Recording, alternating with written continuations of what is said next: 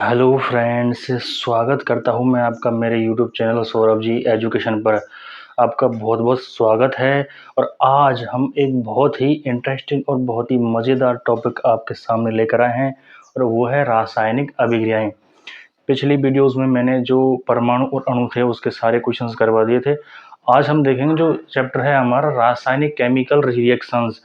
कौन कौन सी टाइप की रिएक्शन होती हैं केमिकल्स, और उनके कौन कौन से बहुत ही अच्छे क्वेश्चंस बनते हैं, उनको मैं आज आपके सामने लेकर आया हूं। तो वीडियो को ध्यान से देखिएगा। पहला सवाल है, कोयले के दहन में कार्बन डाइऑक्साइड का निर्माण कैसी अभिक्रिया है। मतलब ये जो कोयले का दहन होता है, कोयला क्या होता है, कार्बन सी प्लस किसी भी चीज़ का दहन होता है, इसका मतलब उसमें ऑक्सीजन ऐड हुई है। बिल्कुल आराम से समझिएगा। कोयला क्या होता है, कार्बन। कोयला क्या होता है, कार्बन। तो कार्बन का दहन करेंगे, इसका मतलब उसमें ऑक्सीजन ऐड हुई, तो बनेगा क्या, कार्बन डाइऑक्साइड। क्या बना, कार्बन डाइऑक्साइड। तो सवाल ये पूछा है, कोयले के दहन में कार्बन डाइऑक्साइड का निर्माण कैसी अभिक्रिया है। मतलब आपने जो पढ़े होंगे रासायनिक अभिक्रियाओं के जो प्रकार, उनमें से ये कौन सा टाइप है। तो यहाँ पर आप देखोगे तो एक ही तत्व दूसरे तत्व से जुड़कर कोई एक नया उत्पाद बना रहा है, तो ऐसी अभिक्रिया को हम क्या कहते हैं, योगात्मक अभिक्रिया। तो इसका सही आंसर हो जाएगा नंबर ए, योगात्मक अभिक्रिया। इसे हम बोलते हैं कॉम्बिनेशन रिएक्शन। मतलब कि दो या दो से अधिक तत्व मिलकर कोई तीसरा उत्पाद बनाएं, तो ऐसी अभिक्रिया को हम क्या बोलेंगे, कॉम्बिनेशन रिएक्शन या फिर योगात्मक अभिक्रियाएं। इसके बहुत सारे एग्जाम्पल हैं। तो यहाँ से हमें समझ में आया योगात्मक अभिक्रिया क्या होती है। दो या दो से अधिक तत्व आपस में मिलकर रिएक्ट कर कोई नया प्रोडक्ट बनाएं, तो ये रिएक्शन क्या होगी, योगात्मक अभिक्रिया। पहला सवाल क्लियर है। अगला है, निम्न में से अधिक क्रियाशील तत्व कौन सा है। अधिक क्रियाशील, अधिक क्रियाशील का मतलब होता है जो भी तत्व कितनी ज़्यादा उसकी रिएक्शन करने की जो क्षमता है, क्रियाशील क्रिया करने की जो क्षमता है, वो क्या होता है, वो होता है अधिक क्रियाशील। आपने जो क्रियाशील वाली तत्वों की जो श्रेणी देखी होगी, उसमें सबसे नंबर 1 पर आता है लिथियम। तो इसका सही आंसर हो जाएगा लिथियम। तो यहाँ पर सबसे अधिक क्रियाशील तत्व हो जाएगा लिथियम। ये सब उससे कम होते हैं, पोटेशियम, सोडियम और कैल्शियम। अगला सवाल है, रेडॉक्स अभिक्रिया में होता है। रेडॉक्स अभिक्रिया आपने नाम सुना होगा, रेडॉक्स। एक होती है अपचयन, अपचयन, एक होती है उपचयन। इसे हम बोलते हैं ऑक्सीडेशन, इसे हम बोलते हैं रिडक्शन। ये होती है ऑक्सीडेशन।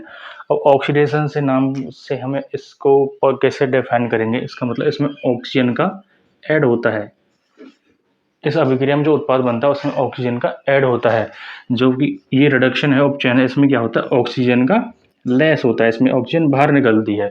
तो ये होती है उपचयन, ये होती है अपचयन। एक ऐसी अभिक्रिया जिसमें बने हुए उत्पाद में ऑक्सीजन का क्या होता है, ऐड होता है। और ये जो अभिक्रिया होती है उपचयन, इसमें ऑक्सीजन का क्या होता है, लेस होता है, मतलब बाहर निकलती है इसमें ऑक्सीजन। अब सवाल यह है कि रेडॉक्स अभिक्रिया में होता है केवल ऑक्सीकरण, केवल अपचयन, ए और बी दोनों, मतलब ऑक्सीकरण और अपचयन दोनों। इसका सही आंसर हो जाएगा सी। जो रेडॉक्स अभिक्रिया जो होती है उसमें क्या होता है, अपचयन भी होता है और उपचयन भी होता है, मतलब ऑक्सीडेशन और रिडक्शन दोनों मिलकर जिस रिएक्शन में ऑक्सीजन का भी ऐड हो रहा है और हाइड्रोजन का भी ऐड हो रहा है, तो वो अभिक्रिया क्या कहलाएगी, वो उसे हम बोलते हैं रेडॉक्स अभिक्रिया। तो इसका सही आंसर हो जाएगा ए और बी दोनों, मतलब उसमें ऑक्सीकरण भी होता है, उपचयन भी होता है। अगला सवाल है, विकृत गंधिता उदाहरण है। विकृत गंधिता आपने नाम सुना होगा। घर में कोई भी चीज़ है, अगर हम उसे ज़्यादा टेम्परेचर पर रख देंगे तो वो क्या होता है, कुछ समय बाद वो खराब हो जाती है, उसे हम बोलते हैं विकृत गंधिता। तो निम्न में से देखना हमें, विकृत गंधिता उदाहरण है अपचयन, रेडॉक्स, उपचयन और अपघटन। तो विकृत गंधिता किसका उदाहरण है, उपचयन।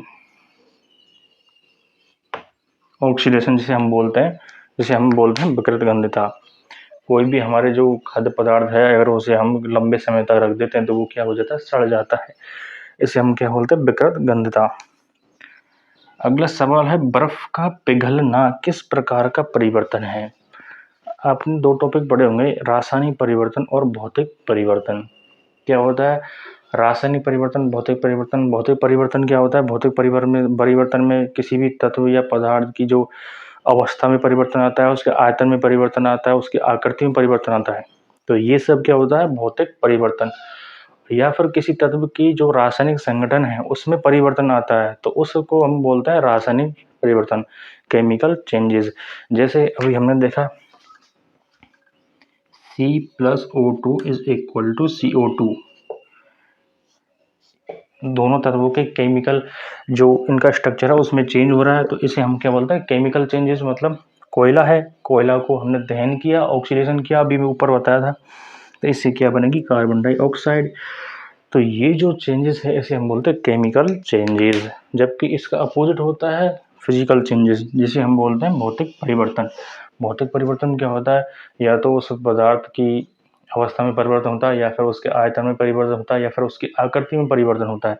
जैसे कोई चीज़ गोलाई में थी, हमने उसको पिघलाकर चपटा बना दिया लोहे को, तो ये कैसा परिवर्तन है, ये है हमारा भौतिक परिवर्तन।